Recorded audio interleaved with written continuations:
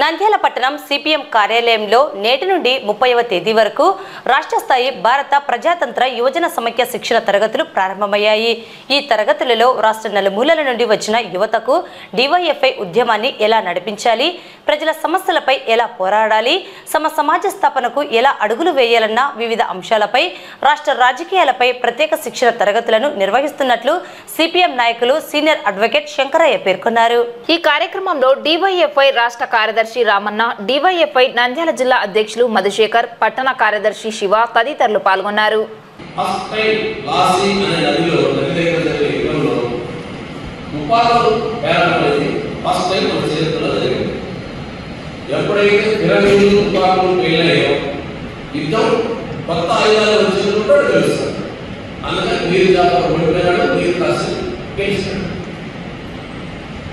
మీర్ కాసిం నాయకత్వంలో బెంగాల్లో ఆయన పేరు ప్రభావం పెట్టి ఆయన పరిపాలన బ్రిటిషర్లు నడపడం ప్రారంభించారు. అట్లా 1857 వరకు, అంటే 100 సంవత్సరాలు క్రమంగా ఈ దేశాన్ని అనేక రాష్ట్రాలను ఆక్రమించుకుంటూ పిల్లలు లేనటువంటి రాజుల దగ్గరికి పోయి, మీకు పిల్లలు లేకపోతే మీరు చనిపోతే మీ ఏరియా అంతా మాదే. ఈరోజు డివైఎఫ్ఐ రాష్ట్ర శిక్షణా తరగతులు నంద్యాలలో ప్రారంభమైనాయి.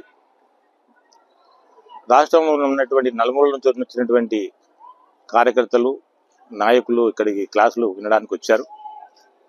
ఈ రాష్ట్రంలో మరి ఒక ప్రజాతంత్ర ఉద్యమాన్ని నిర్మించడానికి, ప్రజా సమస్యల కోసం నిరంతరం పోరాడడానికి తగినంత శిక్షణ కావాలనే ఉద్దేశంతోనే ఈ క్లాసులు నిర్వహించడం కూడా జరిగింది. ఈరోజు దేశంలో కానీ రాష్ట్రంలో కానీ మనకు గతంలో కన్నా ఒక భిన్నమైనటువంటి పరిస్థితులు ఈరోజు ఉన్నాయి. ఈరోజు కేంద్రంలో ఉన్నటువంటి బీజేపీ ప్రభుత్వం కానీ అది ప్రజలను మతాల వైపు, కులాలుగా, ప్రాంతాలుగా విభజించి మొత్తం ఈ దేశంలో ఉన్నటువంటి ప్రజానికాన్ని పక్కదారులు పడే పరిస్థితి తీసుకొచ్చారు. అందుకనే ప్రజలందరినీ మమేకం చేసి ఒక బలమైనటువంటి ప్రజాతంత్ర ఉద్యమాన్ని నిర్మించి ఈ సమాజంలో నిరుపేదలుగా ఉన్నటువంటి పేదవర్గానికి తగినంత ఆర్థిక వనరులు సమకూర్చేలాగా భవిష్యత్తులో సమాజం ఏర్పడేటువంటి విధంగా, సోషలిస్ట్ వ్యవస్థ వచ్చేటువంటి విధంగా ఉద్యమాన్ని నిర్వహించేటువంటి వైపు ఈ ప్రజాతంత్ర ఉద్యమం కొనసాగడానికి ఈ క్లాసులు దోహదపడతాయి. అందులో భాగంగానే ఈరోజు నంద్యాలలో రాష్ట్ర క్లాసులు అనేటువంటివి ఏర్పాటు చేశారు.